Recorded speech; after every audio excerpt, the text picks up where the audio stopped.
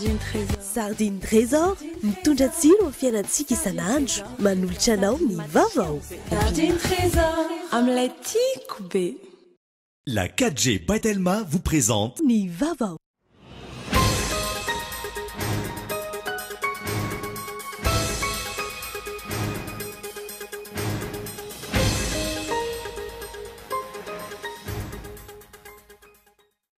Miamaro ireo antoko politika fiarahamonim-pirenena ary mpiara-miombonantoka amin'ny Madagasikara nitsipaka ny fikasan'ny fitondrana hanovany lalam-panorenana. Ny andidin'izay rahanao anatin'ny matoan-dahatsoratra Iboazy Razanatsoa. Tsy misy ifandraisany amin'ny asan'ny voamiera manokana amin'ny sahanany fifidianana ny fikitiana any andrin-dalàna ao anatin'ny lalam-panorenana amin'ny resaka mikasika ny fifidianana raha ny voalazan'ny filoham-pirenena androany. Fepetra napetraka ny fiarahamonim-pirenena sy ny antoko politika tamin'ny tolo-kevitra hanatsarana ny lalam-pifidianana nefa any tsy fikitihana ny lalam-panorenana.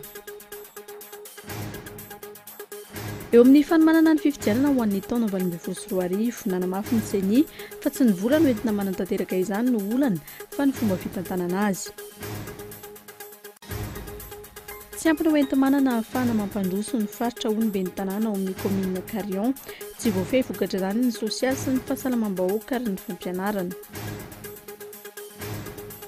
Farany eo amin'ny sehatra iraisam-pirenena, taoriany asa fampiroroana ny tranga omaly niverina ny sokatra eo maraina io ny métro Parsons Green any Londres. Lehilahy iray 20 taona no voasambotra tao anatin'izany.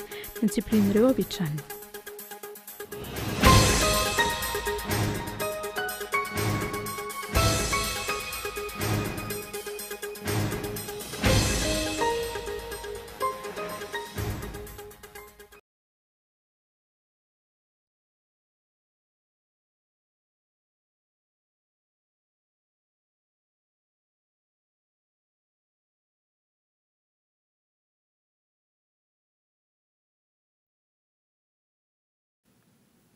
Miarapa tompoko tonga sao tao anatin'izao fampalalama vaovao izao ary asaina mpanajana ianao tompoko kilasy tompoko vavy anaraka izany hatramin'ny farany isa-taratsika izany avy hatrany ny pejin'ny politika mihamaro ireo antoko politika fiarahamonim-pirenena ary mpiara-miombonantoka amin'ny Madagasikara no mitsipaka ny fikasan'ny mpitondra amin'izao fotoan'izao ny anova ny lalam-panorenana tsotra ny anton'izany mitsinjo tombotsoa manokana fa tsy mitsinjo ny tombotsoa ny vahoaka ny mpitondra.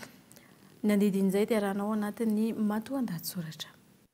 Fanovana lalam-panorenana ho an'iza mitondra inona ho an'ny vahoaka sy ho an'ny firenena tsy mazava amin'ny vahoaka ny antony izany fikasan'ny fitondrana anovany lalam-panorenana izany. Tsy misy ihany koa ny adi-hevitra malalaka momba izany. Alefanjambany fotsiny ilay hevitra avelany rehetra ifandroritaka momba ny mahatsara na maharatsy ny fanovana lalam-panorenana amin'izao ankatoky ny fifidianana filoham-pirenena amin'ny taona ho avy izao. Na izany aza efa maro ny fanehoan-kevitra momba izany ary mankany amin'ny fitsipahana izany fanovana izany avokoa ny rehetra na antoko politika na fiarahamonim-pirenena na mpiara-miombonantoka amin'ny Madagasikara samy mitsipaka izany avokoa ary mahavaivay ny fanehoan-kevitra izy ireo. Tsy nitsitsy fitenenana ireo fikambanan'ny fiarahamonim-pirenena miisa 7 tao anatin'ny fanambarana izay navoakany. Nilaza izy ireo fa sady tsy ilaina no mampidoza izany fanovana lalam-panorenana izany. Tsy fotoana tokony hitetehana ny hanovana azy haingakaingana izao mialohan'ny fifidianana tao amin'ny 2024 izao. No amafisin'izy ireo fa ny fitsipika araka ny lalam-panorenana misy ankehitriny no tsy maintsy arahana amin'ny fifidianana 2024 ary tsy maintsy akifika ampahasahina izay tetika rehetra mikendry ny hanovana azy. Nanamafy ihany koa ny antoko malagasy miara-miainga fa tsy mahamaika ny fanovaozana ny lalam-panorenana ankehitriny satria na eo aza ny tsy fahatomombanana ao aminy dia tsy mitondra vahaolana na amin'inona na amin'inona, tsy hitondra fanatsarana ho an'ny fiainam-bahoaka ary tsy ampitony ny fangirifirina amin'ny fahoriana entiny. Notsindriana io antoko io fa mba hisian'ny fanantenana ho an'ny firenena dia tsy maintsy atao ny fifidianana filoham-pirenena vaovao ny taona 2024. Tahaka izany ihany koa ny fanehoan-kevitry ny masovoan'ny Etazonia Robert Yamate. Nanamafy ity farany izay efa nanotsaka mitentina $2 tao anatin'ny basket fond anatanterahana fifidianana fa ny fifidianana tamin'ny 2024 dia azo ambara ho fifidianana niaingy avy amin'ny faneren'ny fianakaviam-be iraisam-pirenena ihany fa ity amin'ny taona 2024 ity no azo ambara fa i Madagasikara manokana no mikarakara azy ho an'ny vahoaka malagasy, ho an'ny firenena malagasy ka izay no hitako zava-dehibe sy hanomanana io fifidianana filoham-pirenena io tsara mialohan'ny zavatra rehetra. manao tohivakana makany amin'ny fanoherana ny fanovana ny lalam-pandrenana ny fifanehoan-kevitra amin'izao fotoana izao. Tsotra ihany koa ny anton'izany. Ajao aloha ny misy, izay vao mitetateta mikitika sy manatsara nefa misy. Tsy ahivina fa maro ny tsy fanajana ny lalam-pandrenana ny tranga teto amin'ny tany sy ny firenena raha tsy iverenana ny andininy fa 450 mikasika ny fanendrena ny Prime Ministre. Tsy ajoro ny mpitondra ihany koa ireo rafitra hian'izy ireo manohy tohina ny fahefany tahaka ny Haute Cour de la Justice, ny HCDDED, ny Conseil économique et social ary ny Inspection générale de la Justice. Ireo rafitra ahafahany mametraka ireo olony ihany no ajoriny tahaka ny fitsarana avy momba ny lalam-pandrenana sy ny komity ny fampihavanana malagasy. Mazava arak'izany ny tanjon'ny mpitondra amin'izany fikasana ikitika lalam-pandrenana izany, fa namafisan'olona ny fahefana mankany amin'ny fiarovana tombotsoan'olombitsy ihany, fa tsy fiarovana ny tombotsoan'ny besin'ny maro. Raha tsy ahivina ny fanambarana nataon'ny fiarahamonim-pirenena, tsy maintsy hakifika ampahasahina izay tetika rehetra mikendry ny hanovana azy.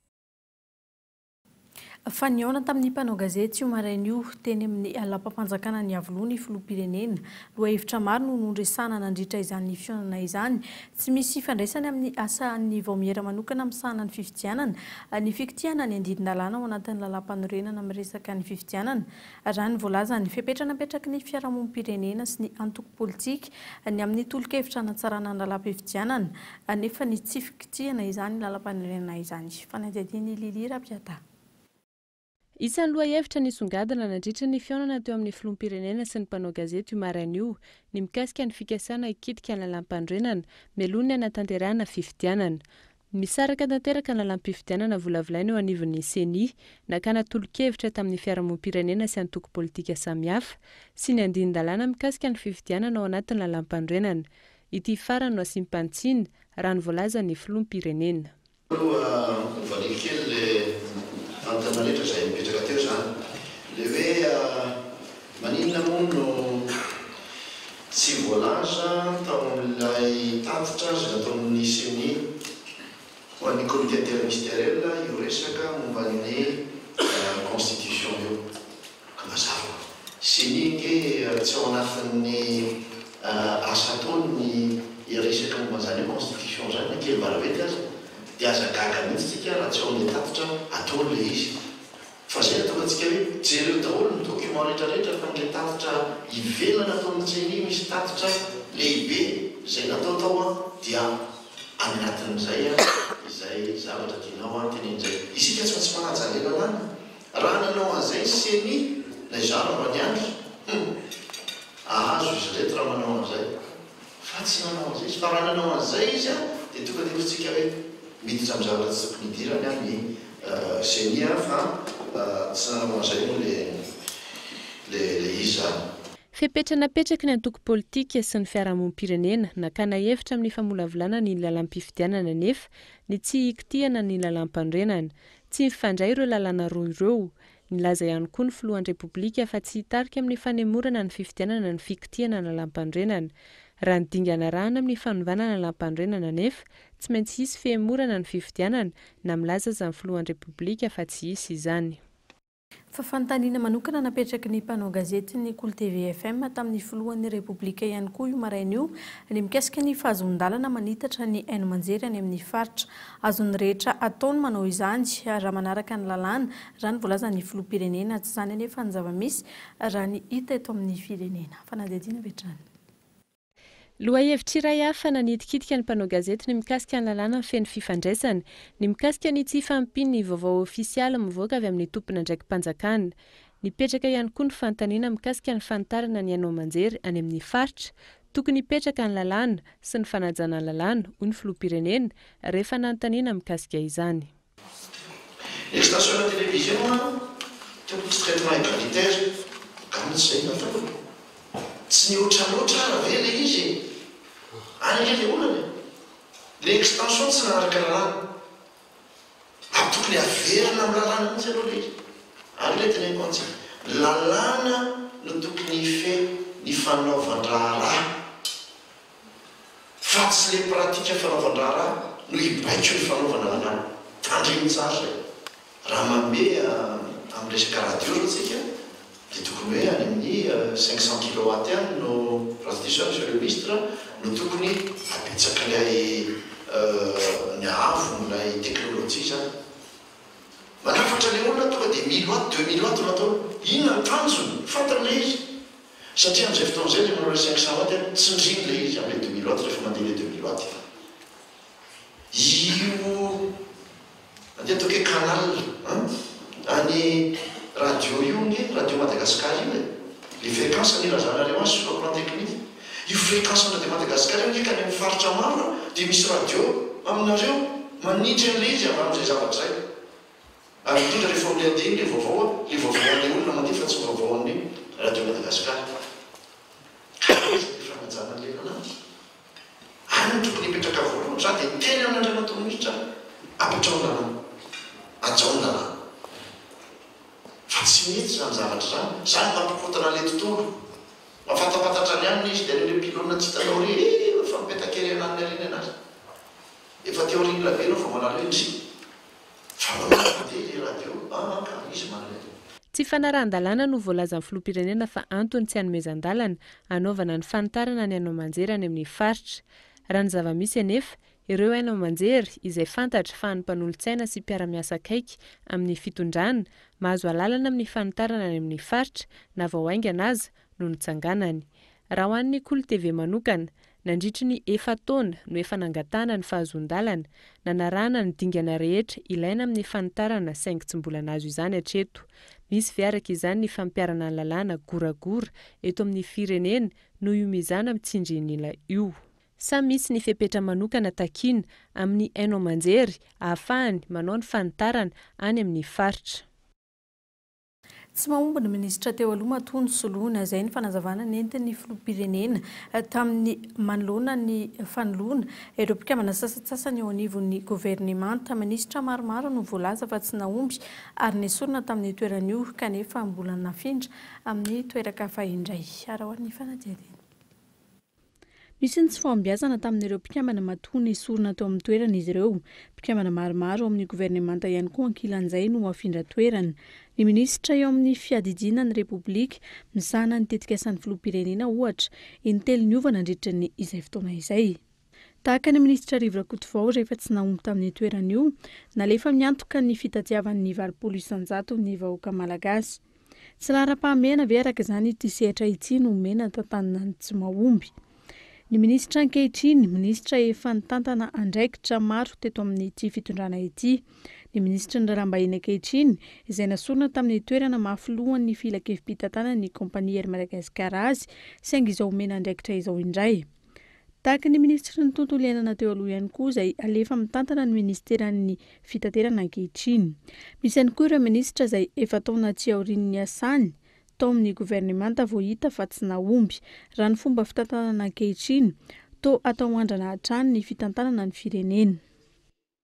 Fa eo amin'ny fanomanana ny fifidianana ho an'ny taona 2024 dia nanamafy ny CENI fa tsy ny vola hoentina manatanteraka izany olana fa ny fomba fitantanana azy nitondra fanazavana ihany koa manoloana izany filohan'ny CENI fa mikasika ny 3 sy 300 andro izay takian'izy ireo niteraka Elisabeth tao anatin'ny fotoana vitsy fanadihadiana.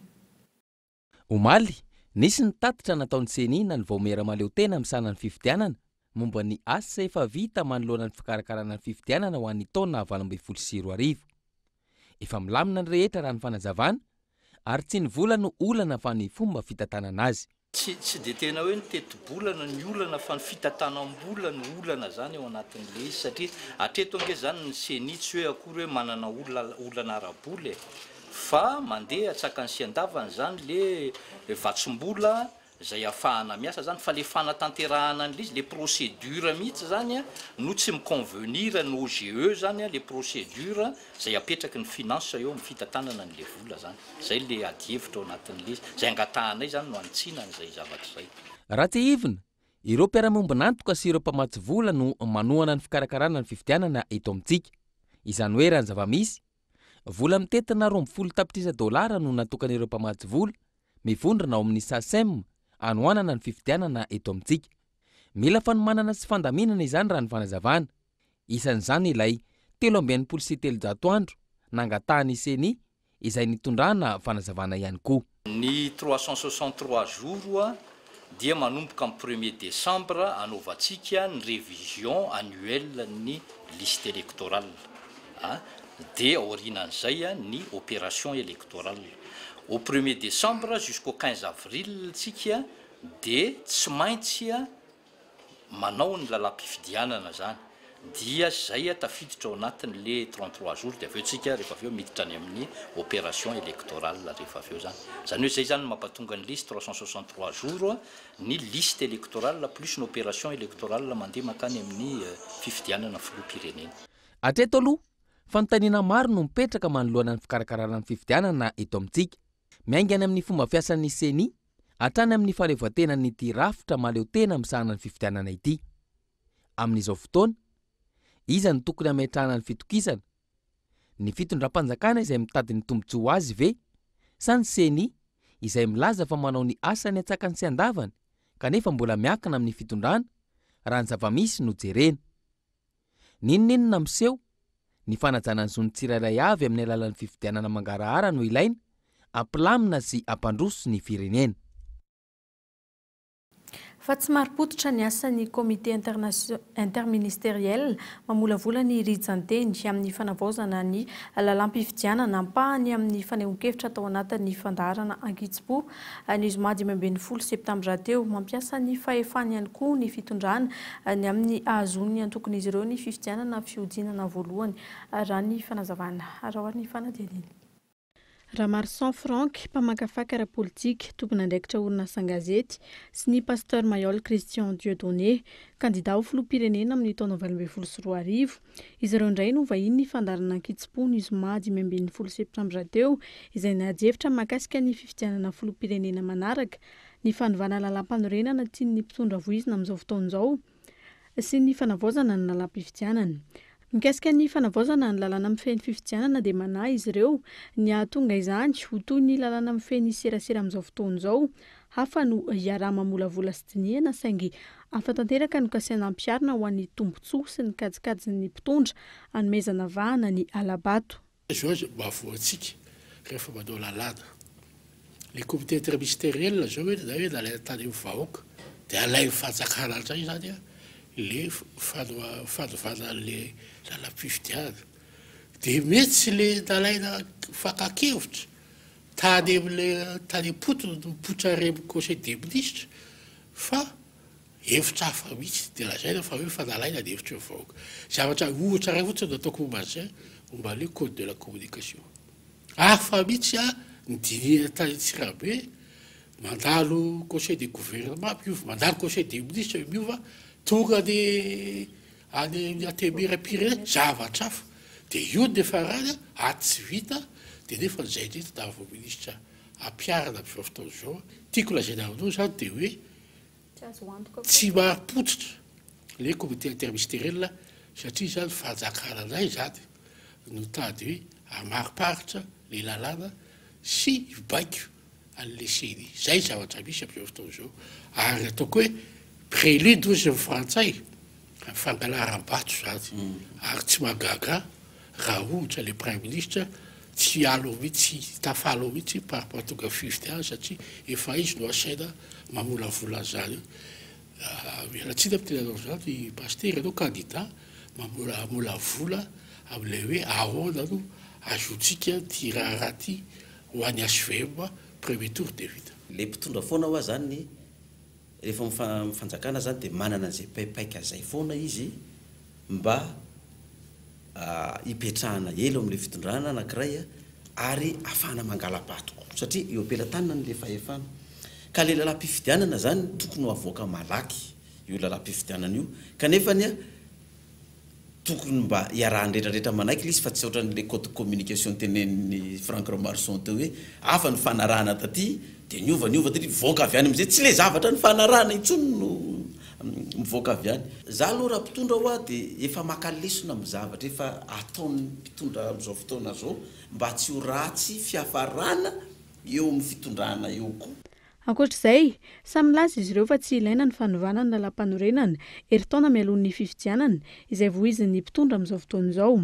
Amin'ny fifidianana filoham-pirenena manaraka kosa, olona vonina sy ny omana amin'ny politika mpampandrosoana sy mamaly ny filàny vahoaka no ilain'ny firenena, fa tsy filoham-pirenena tonga kisendrasendra rehefa lany vao manangana antoko, mamolavola paikady sy tetikasa saingy mbola miova tsy mifanaraka amin'izay nolazaina tamin'ny vahoaka ihany ny fampiarana izany.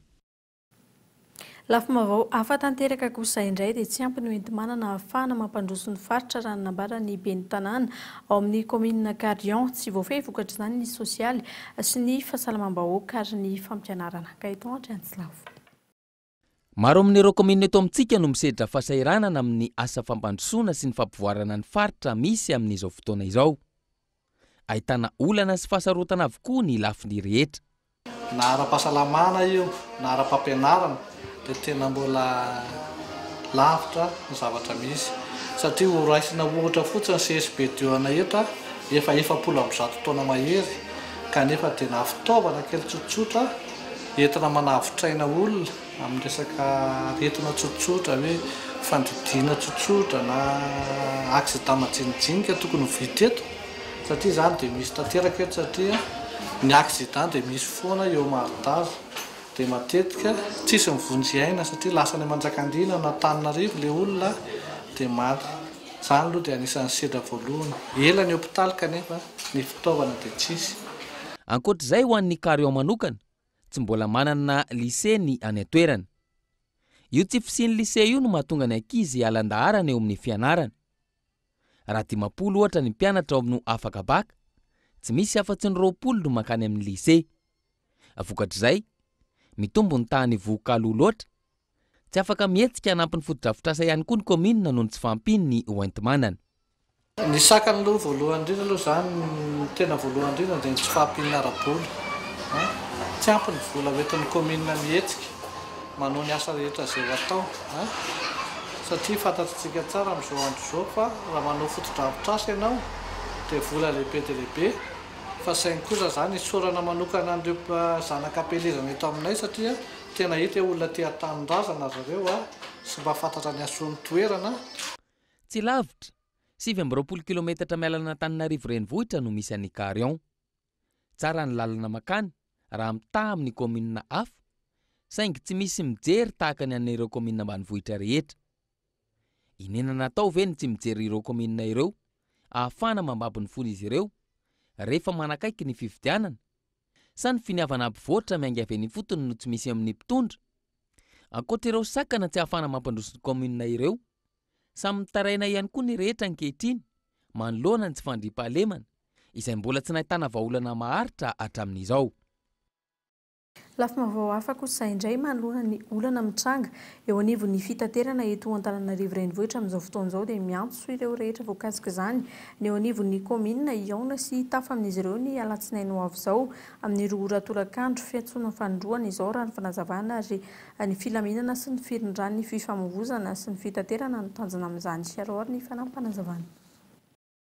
Koa miantso indray zany atsika rehetrarehetra mpitatitra na coopérative na taxi na camionneur izay mampiasa lalana Antananarivo rehetra, indrindra ireo président coopérative miaraka ny braony na conseil d'administration ho avy aty amin'ny lapan'ny tanàna amin'ny latsinainy amin'ny 2 ora tsy diso mba hifanome vaovao, hifanome fifandraisana tapatapakahitra, hifanazavana indrindra ny amin'ny resaka contre visite izay afindra toerana eny amin'ny Amavety.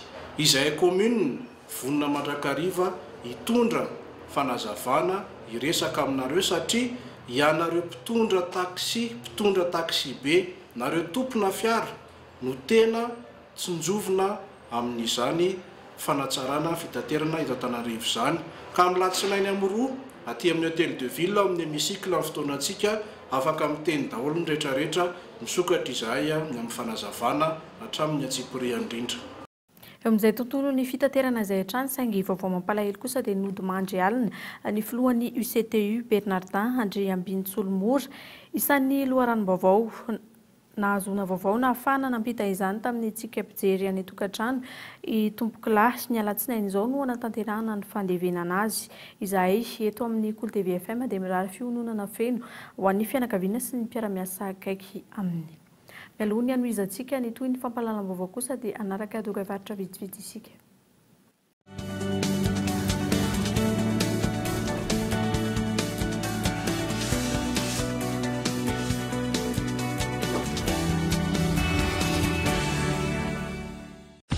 Chez Géant du Meuble, toutes les tendances déco sont réunies pour donner le temps à votre intérieur. Salon en tissu à partir de 2 500 000 $. Pour agrémenter votre mobilier, pour concevoir, aménager et décorer votre salle à manger de manière originale, découvrez de nombreuses idées innovantes dans notre showroom. Et notre large choix de chambres à coucher pour une pièce cosy et design où coexistent l'intime et le repos. Géant du Meuble, bien moins cher, bien chez soi. Géant du Meuble, Tanzbat et Béorirk, téléphone 22 571 73. Plus qu'une identité, c'est une valeur. Plus qu'un choix, c'est une passion. Le Salon de l'Auto 11e édition, organisé par le GCAM au CCI VAT du 5 au 8 octobre 2017. Nouveautés automobiles, rencontres professionnelles, achat de véhicules et accessoires. Participez à la tombola SMS en envoyant Salon Auto Espace non complet au 034 34 00 777 et gagnez une voiture neuve. Sponsor officiel Telma, partenaire officiel BNI Madagascar, Total Madagascar. Le Salon de l'Auto 11e édition au CCI VAT du 5 au 8 octobre 2017. Voiture connectée. Wi-Fi disponible dans tout l'habitacle, jusqu'à 10 utilisateurs détectés.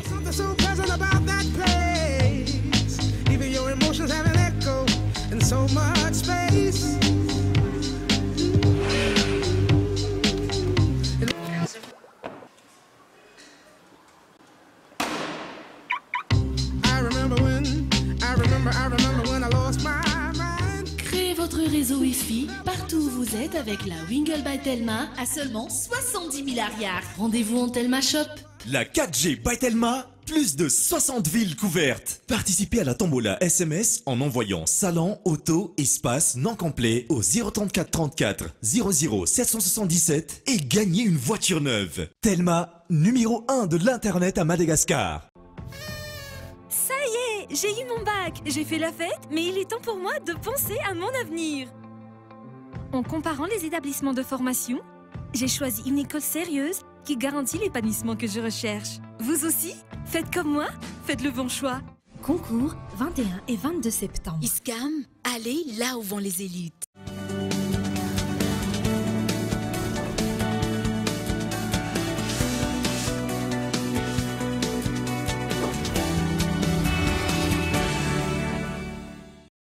Ny pejiny sosialy kosa indray no anoizantsika ny fampalalam-baovao.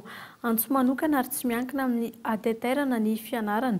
Mpitsabo zany nambarany mpampianatra sady mpitsabo nanaovana fanadihadiana. Ny fototra ny tokony fantarina sy ho voafehy ho an'ireo mpianatra maniry hiditra amin'izany lalam-piofanana izany fa tsy ny fitiavam-bola indrindra fa ny fanajana ny fianianana izay natao fanadihadiana. Sehatra iray ilana fanatsarana tanteraka ny fitsaboana eto Madagasikara amin'izao fotoana izao, indrindra manoloana ny tsy fahampian'ny mpitsabo sy ny tsy fahampian'ny foto-drafitrasa ka maty zarizary ny fitsaboana eto amintsika. Isan'ny lesoka ihany koa ankoatra ireo raha ny fanazavan'ny mpitsabo iray izay nandany 10 taona mahery teny amin'ny anjerimanontolo ny tsy fanajana ny fianianana ny maha-mpitsabo. Samy hafa ny docteur en médecine dia misy serment zany solennel izay atao le atao hoe serment d'Hippocrate. Ka nitsindrinay zany rehefa nitsindriko moa zany hatramin'izay dia hoe le dokotera zany rehefa hivoaka dia tokony hanaraka tsara ny code de déontologie zany hoe code de déontologie iray fa misy io code civil, code pénal raha ohatra ka manao miobe fizany zay. Arak'izany antso ary ilana toe-tsaina manokana ny lalam-piofanana medicine ho an'ireo mpianatra maniry hiditra amin'izany izay tsy miankina amin'ny ateterana. Rehefa manao safidy anao fitsaboana dia tsy vola aloha voalohany fa tena fitiavana olona. Ka raha tsisy an'izay aleo tsy manao medicine fa diso fanantenana satria sady tsy hampanankarena no be alahelon'ny olona. Fampianarana misy fototra tsy maintsy ay satria universitaire izy. Dikan'izay dia misy fahalalana misy fijery eo misy fahaizana. Ireo karazany telo ireo no tsy maintsy atao fantatra ny mpianatra tsara mihitsy. Dikan'izay amin'ny ankapobeny dia olona mahay mijery ny zava-misy, mahay mampiasa ny sainy amantatra mety sy ny tsy mety.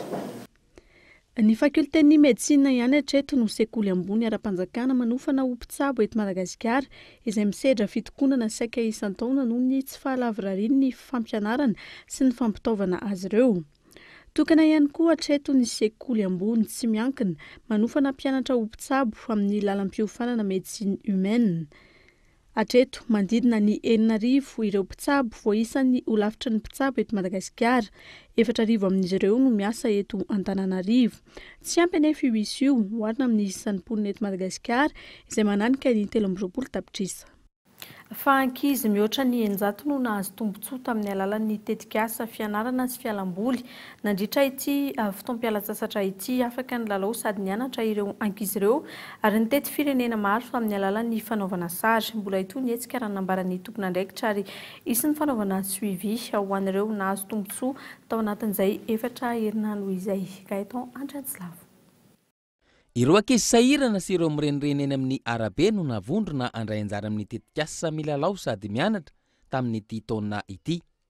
Tsy nanana fahefana andeha hivoaka hanao vakansy any amin'ny toeran-kafa izy ireo ka nomena fialamboly mifono fampianarana sy fanabeazana. Niara-niasa tamin'ny fokontany ahafahana nisafidy ireo ankizy ireo ny tompon'andraikitra. Totosa antsakany sy andavany ny tetikasa. Fomba safidianana ny ankizy dia niara-niasa kaiky tamin'ny fokontany satria ny fokontany no nampafantatra aloha voalohany indrindra ny tetikasa eny anivon'ny tanàna rehetra. Dia avy eo niara-niasa tamin'ny fokontany ihany koa ny fisafidianana ny ankizy izay niatrika an'izy fa tsy nisy sivana. Izany hoe ny ankizy rehetra hita fa sahirana sy ankizy rehetra mirenireny teny no navondrona zany. Dia tamin'ity centre ireto atakasiny eo amin'ny manodidina ny 500 teo ny ankizy niraisina tato nandritra ny 4 herinandro. Voyage izay no thème na ny loha hevitra no safidiana ho an'ity taona ity. Zavatra tsy hita amin'ny fiainana andavanandro, niezahana ampiainana ireo ankizy sy tanora ireo. Nisakana-kevatra le thème natomboka tamin'ny Hawaï satria rehefa maheno vakansa manko naiza dia tsy maintsy Hawaï ny tohatsaina.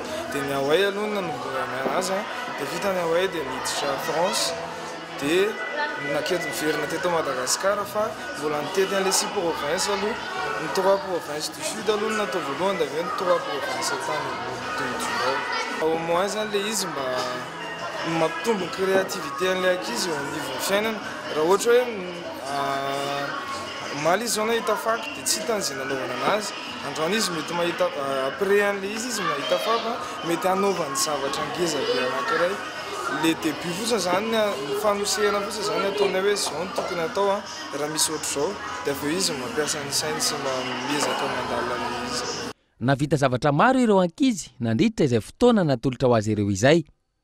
Tsy nijanona eo anefa, tsy maintsy misy ny suivi na ny fitohizan'ny asa mba tsy ho very ireo rehetra noratovin'izy ireo nandritra izay fotoana izay. Fitohizan'ny asa aloha voalohany indrindra izany hoe miditra zao tapitra ny fialan-tsasatra dia miparitaka any anatin'ny centre d'accueil amin'izay zahay manampy ny centre d'accueil amin'ny lafin'ny fampianarana amin'ny lafin'ny fampianarana ny ankizy fa izay base zay hoe milalao zahay no mampianatra miara milalao amin'ny ankizy. Izany hoe zahay zany miasa any anatina centre fito eto Antananarivo miaraka amina bénévole eo manodidina ny 30 eo. Ireo bénévole ireo tanora eto Antananarivo ihany ireo. Tanora eto Antananarivo mianatra miparitaka eny amin'ny université eto Antananarivo ihany. Ny sasany amin'ireo ary tsy mahafantatra akory an'izany atao hoe ambany tanàna izany dia mpandraisanay andraikitra n'ireo tanora ireo eto Antananarivo ho an'ny ankizy sahirana eto Antananarivo ihany dia mitohy hatrany ny fiara-miasa zany rehefa miditra ny fidiran'ny mpianatra dia miditra ny anaty miparitaka any anaty centre zahay. Ilaina ary zava-dehibe ny fisian'ny hetsika tahaka izao eny anivon'ny fiarahamonina. Mahafohy fotoana, fahaizana hatramin'izay eo am-pelantanana anampiana ireo mpiarabelona. Tsy mijanona eo amin'ny fanomezana fotsiny ihany, fa eo ihany koa ny fampizarana traikefa ahafana mampitombo ny fahalalàn'ireo ankizy sy tanora no beazina. Raha ny fanazavana mbola hitohy ary isy isaky ny fotoam-pialatsasatra ny hetsika tahaka izao. Fa manan-karena eo amin'ny sehitry ny nandro ny firenena malagasy sy mbola vitsy ihany koa no mahalala ny anarana ny avian'ny sakafo iray eto amintsika ny mofo baolina sy ny tongoho no entina narindra randrianomanana ao anatin'ity fanadihadiana manaraka ity. Ny mofo baolina sakafo voalazan'ny rehetra matetika fa malagasy no ny fahitan'izany eny an-tsena ary manamarika ny andavanandro ny mponina malagasy. Anisan'ireo mofo izay fantatry ny maro ny mofo baolina fa vitsy ireo malala ny fiavian'izany sakafo izany. Pête de nonna na beignet de vent ireo no hiatsona izany. Tamin'ny taonjato fafito amby folo no nampalaza izany tany Frantsa raha ny tantara no jerena. Manoloana izay ny hitatra ny fikarohan'ireo mpahandro matianina ary manampy izany pête de nonna izay miaraka amin'ny akondro izay ahafantarana ny firenena malagasy. Ohatrany hoe fa lasa nahazatra antsika fotsiny satria tsika koa mahay mamorona sakafo dia mahazatra antsika mahita mofo baolina amidy betsaka ny mpanao mofo baolina betsaka ny spécialiste dia fa ny consistance fotsiny mety hoe samy hafa fa ohatra zao misy sakafo ohatran'ireny any frantsay pête de nonna ny anarany dia ny tsika natao mofo baolina ngeza be le anarana hoe mofo baolina zany tsy tenintsika gasy zany dia zahay fotsiny zany mba nanao fikarohana dia mofo akondrotsika na akondro sy mofo baolina natambatra dia nanome an'le mofo baolina amin'ny akondro zay. Mifanohitra amin'ny efitra fonosiny mofo baolina indray ny any tongoho sakafo avy any Fort Dauphin sakafo mendrika ho an'ny tokantrano tsirairay raha voalaza ny tompona andraikitra. Ilaina ny fahalalan'ny tenanandro malagasy sy ny famerenana izany amin'ny andavanandro. Takina ny fikarohana ny sakafo mampiavaka ny faritra tsirairay raha ny fanazavana. Tsotra ny manao anazy araka le hita teo reny sady vetivety le hazan-dranomasina andrahoana kely dia atao sososy kely dia le vary moa zany iny rehefa izy masaka no atambatra amin'le mientina manamasaka an'le anana. Misy ny oméga 3 moa satria misy trondro koa dia ny sel minéraux dia ny fibre amin'le anana zay dia mazava ho azy moa zany fa fitambarandreo nanome tsiro kanina zay tena tsara satria tsika tia fruit de mer tsika malagasy tia hazan-drano dia nasiana vary moa zany le satria zay le recette de base. Tombony lehibe eto Madagasikara ny harena eo amin'ny vokatra malagasy izay mbola azo antoka ary natoraly tanteraka. Fahazarana ho an'ireo mpizahan-tany no tena mankafy ny tenanandro malagasy. Ilaina ny manandratra avo izany ho an'ireo matianina. Fianarana izay indrindra no takiana mba ahafahan'ireo mpianatra maneho ny tena sakafo malagasy sy ny fiavian'ireo sakafo na eto andrenivohitra na any amin'ny faritra. Fa ny tontolo ny asa sy ny fanofana arakasa kosa indray no entina aminao anatin'ny fandarana alalindo iarahan'ny sampana fampahalalam-baovao rahampitso amin'ny fitora ariva. Mikaela Marlano miaraka aminao arahoary ny sombony ao anatin'izany. Tafiditra ao anatin'ireo firenena tsy mbola mandroso i Madagasikara raha ny tatra nataon'ny birao iraisam-pirenena momba ny asa na ny BIT. Raha 9% amin'ireo firenena 120% ny laharana misy antsika amin'ny tontolon'ny fanavaozana sy ny fikarohana ny taona 2022 dia fa 12% kosa izany tamin'ny taona 2022. Amin'izao fotoana izao ny fampiofanana arakasa na ny formation professionnelle no lasa safidin'ireo tanora maro eto amintsika. Fampiofanana izay atrehana asa vetrany rehefa aoriana. Fialana amin'ny fianarana amin'ny ankapobeny no misy raha ny fanazavan'ireo tanora ny safidy anao fampiofanana arakasa. Formation zany dia toerana iray fampiofanana arakasa mba ny volo sy ny zaitra ny tarehy. Dia ny fampianarana izay ataonay ato zany ara-panjakana. Ny faharetany dia misy iray volana sy tapany hatramin'ny 10 volana. Izay faharetan'izay zany miankina amin'ny safidin'ny olona tsirairay satria miankina amin'izay ihany koa ny saram-pianarana izay alohany. Dia ny olona ihany koa manana ny fotoana izay ananany. Ministera maro no miara-miasa sy miara-misalaha amin'ny fampiofanana arakasa. Maro amin'ireo toeram-pampiofanana kosa no mitonona ho ara-panjakana saingy tsy manaraka izay agrément izay na tsy manana akory. Misy fepetra ho raisina ho an'ireo tsy manara-dalàna ary mini mbola mandika izany raha ny fanazavana trany.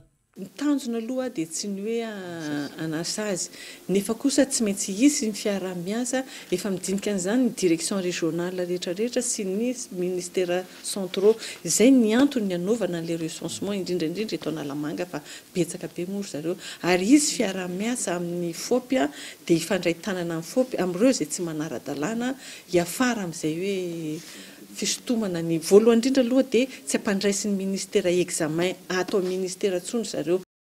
Eo amin'ny sehatry ny fanatanjahantena kosa indray dia lanonana ara-panatanjahantena lehibe no tanterahana any Toliara manomboka ny alatsinainy 27 septambra izao. Karazam-panatanjahantena 17 no tanterahana amin'izany andraisan'ny mpiasa-panjakana rehetra anjara eto Madagasikara mahatratra 9,000 ireo mpandray anjara ao anatin'izany izay eto anatin'ny 420 farahoary ny fanadihadiany Marton. Miainga io maraina io tetsy lapa fanatanjahantena tetsy Mahamasina atleta rehetra avy eto Analamanga iazo ny faritry Toliary ao anatin'ny fifaninanana ara-panatanjahantena eny anivon'ny mpiasa-panjakana mahatratra tany amin'ny 9,000 reto mpandray anjara feno ireto karazam-panatanjahantena 17 no atao ao anatiny izany. Ya tena iarahantsika mafantatra moa zany le compétition ny karakarain'le comité interministériel manomboka 18 dia mifarana amin'ny 28 efa tomomba nandretrarehetra efa be ny olona ny mpandray anjara zany tsy nampozy fa mihoatra efa betsaka zany ny olona efa misy efa lasa ny Toliara efa misy efa tonga any zany hoe mandeha mantsakana isandavana zany le compétition dia ny efa misy mpikarakara moa mpandray any amin'ny Toliara zany hatreto tsisy olana fa mandeha tsara le compétition ary rahantsika fantatra fa le 22 régions zany efa misy solitena daholo lasa any neto tanorivo ny ministère rehetrarehetra nandray anjara daholo efa lasa daholo délégation androany mbola misy mandeha rapisy mbola misy mandeha satria alatsinainy manomboka le compétition any Toliara. Tsara mampafantatra fa ny alatsinainy ka hatramin'ny 27 ity volana ity no anatotosana izany ary everin'izy ireo fa ny tanjona dia ny fanapariahana ny fandraisan'ireo faritra rehetra misy eto Madagasikara ny faninanana ao anatin'ny mpiasa-panjakana izay anisan'ny fialam-boly sy fitaizana n'ireo mpiasa-panjakana ihany koa ao anatin'ny tony faninanana izay ivelan'ny tontolon'ny asa itony. Fa ny karakara fifaninanana ho an'ireo mpity taranja tenisy ny Aksa Amboida no tanterahana androany ny fifanitsanana ary rampitsolady ny famaranana ny Open Double lehilahy sy vehivavy ilaina ny hetsika tahaka izao raha nambaran'ireo mpandray anjara ary tokony isy matetika izany. Fanadihadiany Gaëtan Andrianitsilavo. Androany sy rapitsy no anatanterahana ny lalao Open Double eo amin'ny taranja tenisy etsy amin'ny kianja Aksa Amboida. Misokatra ho an'ny rehetra ny lalao amin'ny ma Open azy. Tombo no antaranja tenisy ny fisiany Open tahaka izao. Isika eto Madagasikara izay efa manana ny maizy azy raha ny tenisy manokana no resahana. Foana ny torona ohatr'izao satria manatsara sy manamafy ny traikefa amin'ny filalaovana tenisy indrindra amin'ny resaka double satria tsy mitovy mihitsy ny filalaovana simple sy ny filalaovana double. Ny simple araiky zany anarany zany dia lalaon'olo tokana zany hoe olona anankiroa mikontra zany fa ny double kosa ekipa anankiray misy olona anankiroa dia mikontra amin'ny ekipa anankiray misy olona anankiroa ihany koa zay no mahasamihafa azy. Dia amin'ny eo ambonin'ny kianja filalovana indray ngambany ngezangeza kokoa le kianja lalaovana rehefa double zany hoe misy eo amin'ny 2 mètre miampy 2 metatra eo ny eo amin'ny sakany fa amin'ny simple kelikely kokoa izay fotsiny angamba raha tsotsotrona no tena mahasamihafa azy. Dia ny jeu moa tsy mitovy mihitsy tsy mitovy amin'ny filalovana double na filalovana simple ary hitanareo ngamba amin'ny sehatra raisam-pirenena raha ny mpilalao sangany indrindra amin'ny mpilalao double dia tsy voatery ho sangany amin'ny kilalao simple. Manamafy ny traikefa efa nanany tsirairay avy ny hetsika tahaka izao. Manome lesona ho an'ireo ankizy sy tanora vao misondratra mankafy ity taranja ity ihany koa. Izy tokony isy matetika satria mahatonga ny olona rehetra mba hiezaka zany zay vao maika moa misy antony tanora zay hita mihitsy hoe hainao ngambany zareo ry miazo zay atenaina mba tokony mba ahita anazy any amin'ny toerana ambonimbony kokoa amin'izay tsika efa tsy eto Madagasikara intsony. Ny tena izy any rehefa manana politika tsara ny fédération ao anatin'izany tsy mijery fotsiny ny ankizy hoe mibetsaka fa mampitombo tournoi zay foana ihany io moa fiteny ao anatin'ny fitantanana ny atao hoe fédération dia ny hoe multiplication de petite compétition de base dia misy rencontre maromaro mialatsiny amin'ny teny frantsay apetraka fa zay ny fomba hitondrana azy ampitomboana foana ny karazana fifaninanana ahafahana mamoaka olona dia mahazatra ny rehetrarehetra le izy raha mpitso ny famaranana ity open double eto ambohiday ity ny taranja tenisy izay efa iaraha mahalala fa miroborobo fatratra amin'izao fotoana izao ary efa maro ireo tanora malagasy manandratra ny fahaiza-manao sy miaro hatrany ny voninahim-pirenena sehatra raisam-pirenena kosa indray no anakatonantsika indray ny fampalalam-baovao amin'ity alina ity atao ireny ny asa fampiroroana ny tranga omaly naverina ny sokatra io maraina io ny métro Person Green any Londres lehilahy iray 20 taona no voasambotra tao anatin'izany ary mbola mitohy ny fanadiadiana. France 24. Miazakazaka ny fanadiadiana sy ny fisamborana ao Londres tao aorian'ny fipoahana bomba artisanal iray omaly tao amin'ny station métro Person Green. Efa niverina ny sokatra ny metro ary namafisina ny fitandrona ny filaminana ao an-toerana. Mpitandro ny filaminana arivo ihany koa no etsehana manerana ny Angletera. Androany maraina lehilahy iray 20 taona no voasambotra raha nambaran'ny polisy Britanika. Raha ny fanambarana ireo mpitandro ny filaminana dia manana fifandraisana amin'ny mpampiorohoro ity lehilahy voasambotra tany atsimo atsinanan'ny Angletera ity. Asa fampiororona fandiminy nitranga tao Royaume-Uni tato anatin'ny enim-bolana ity nitranga tao Londres omaly maraina ity. Raha tsy hivina tokony tamin'ny 7 ora sy 20 minitra maraina ora any an-toerana nirefitra ny bomba artisanal tao amin'ny metro 7 ireo naratra mafy vokatra izany ary may avokoa ny ankamaroany.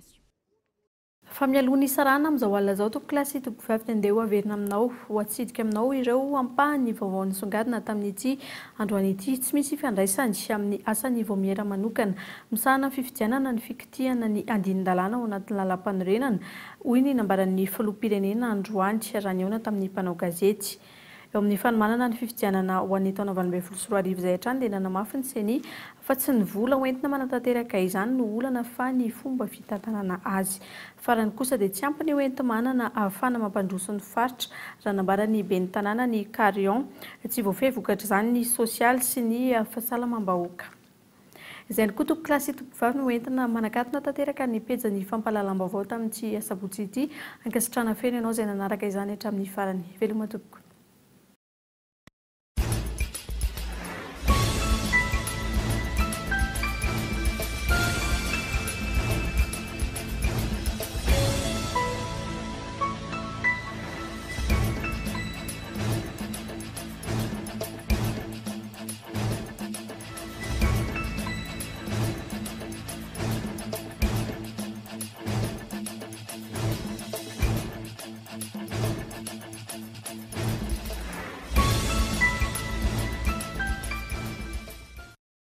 La 4G by Telma vous a présenté Ny vaovao. Bonjour. Bonjour. Narainao teo ny vaovao niaraka tamin'ny bonjour. Zio antsika jiaby.